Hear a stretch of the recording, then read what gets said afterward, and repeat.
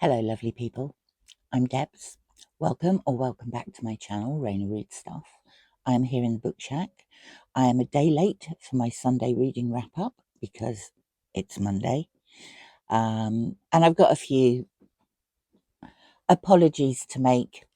I found it difficult reading over the last couple of weeks, and one of the reasons for that was that my blood sugar levels were rocketing for some reason, and that was the cause of my blurry vision. I was then struck with a bout of neuralgia, which lasted for 4 or 5 days, which just made me feel miserable. So, apologies to anyone who commented on my last couple of videos. I am, once I've done this, instantly going to go and respond to them all. I haven't been reading very much because I've been struggling with my eyes, but I'm back. I'm feeling so much better. My blood sugar levels are approaching normal. I have to look after myself more. So this is going to be quite a short reading wrap up. I've got a lot catching up to do. And whether I do or not is going to depend on how I'm feeling about it, because I want to read some of my own stuff as well. Anyway, what have I been reading? For Spring into Adventure, an event that lasts through April and May, of which I am a co-host, I read this, Stef Penney, Under a Pole Star, and I enjoyed it. It was, 600 pages odd. It's about a young girl who has lost her mother, and she is the daughter of a whaler. He can't think of anything to do with her, and we're talking late 1800s here. So when he goes off for a couple of years whaling, he takes her with him, and she's the only girl on this whaling ship that leaves from Scotland and goes up to Greenland mainly. At the beginning, you've got a couple of lines of this story. We also meet, her name's Flora, by the way. We also meet Jacob, who, he and his brother are orphans, or at least they think they are. Jacob wants nothing more than to travel. Jacob is American and Flora is Scottish. And you follow their early lives. Flora does, at some point, return to the UK, where she enrolls in university. Her father has made her study while she's away, so she's quite famous as a kid who has travelled beyond the Arctic Circle, or rather into the Arctic Circle. They, in adulthood, both embark on expeditions to Greenland. Jacob is a geologist. Flora is leading the expedition. By this time, she's married, and her husband is helping her to fund the expedition. But he is injured and is unable to go. It's how these two people's lives overlap. And it is an adventurous book, but it steers a little too much into the romance for me. I was just after some pure adventure. I like Stef Penney. I have read The Tenderness of Wolves. I did feel this was maybe 150, 200 pages too long. I don't think it needed to be 600 pages, but the atmosphere's great in it, and the problems faced by people at that time undertaking expeditions, and also the problems faced by the indigenous people who were receiving the personnel from these expeditions and how it changed their lives was very interesting. Next one I read was For People April, and I absolutely loved this book. It was the group read for People April, Raising Hare by Chloe Dalton. And this is a true story. During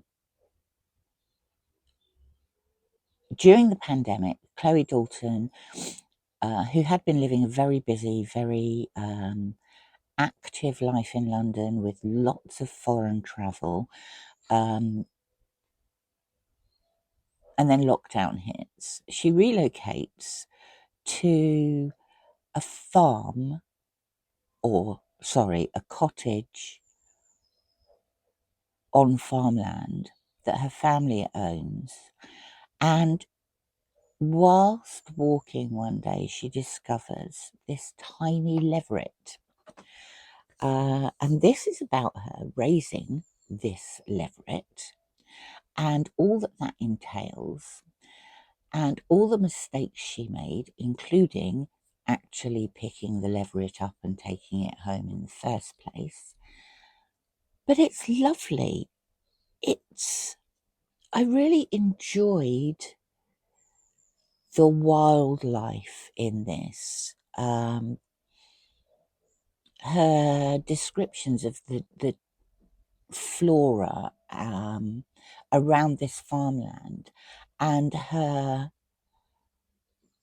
worries about the changing of the seasons and the farming practices that were linked to those seasons. The relationship she built with this hare was incredible. She didn't name it. She didn't pet it. She wanted it to remain as wild as possible. And it did remain wild, but equally it was extremely loyal to her. And it came in and out the house at will, and then disappeared off into the fields to enjoy its wildlife. It obviously managed to interact with other hares, because there are at least 3 pregnancies mentioned in this book. The writing was lovely, and I really, really enjoyed the wildlife writing. I learnt more about hares than I probably ever need to know, but thoroughly enjoyed this, would thoroughly recommend it. Finally, yes, I've only completed 3 books in the last week. This, and I was halfway through this one. This was a buddy read with Alex from Alex Unabridged, who has been wonderful in putting up with me delaying our reading because I was unable to read. And this was 20,000 Leagues Under the Sea by Jules Verne. Alex and I agreed to read this in April months ago, and it just happened to tie in with Spring into Adventure. So I really enjoyed this, but Alex and I aren't chatting about it until Wednesday. So I'm not going to tell you all about it. People obviously, well, most people will know we are talking Captain Nemo and the submarine, the Nautilus. And it's quite a romp. But I shall tell you more about it next week after I've discussed it with Alex. Now, this week I am planning, video-wise, a tag video tomorrow, and then on Wednesday I'll probably do what on earth do I plan to do in May? I'm currently adopting an idea that I've blatantly stolen from Angelia at Read and Reread, and reading some poetry. So I have decided to read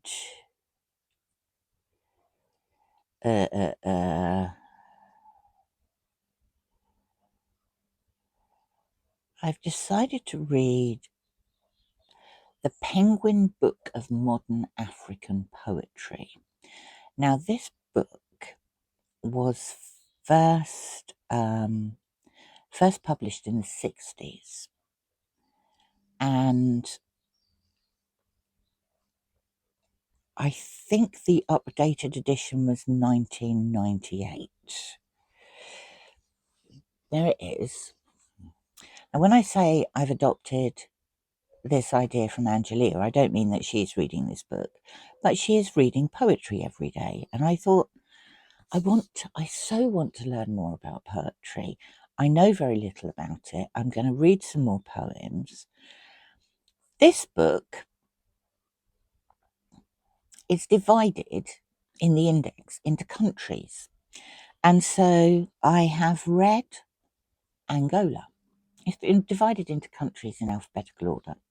So I've read Angola, and there were 1, 2, 3, 4, 7, 8, 9, 10, 11, 12, 13, 14, 15 poems for Angola.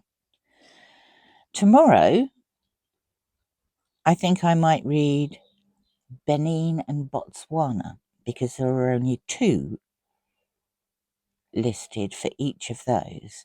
And it goes through all the African countries in alphabetical order, and I plan to read some every day.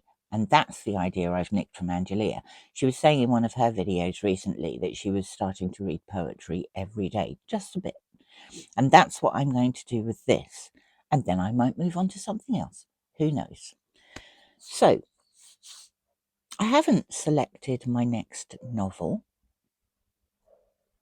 And I haven't selected my next book for Historathon.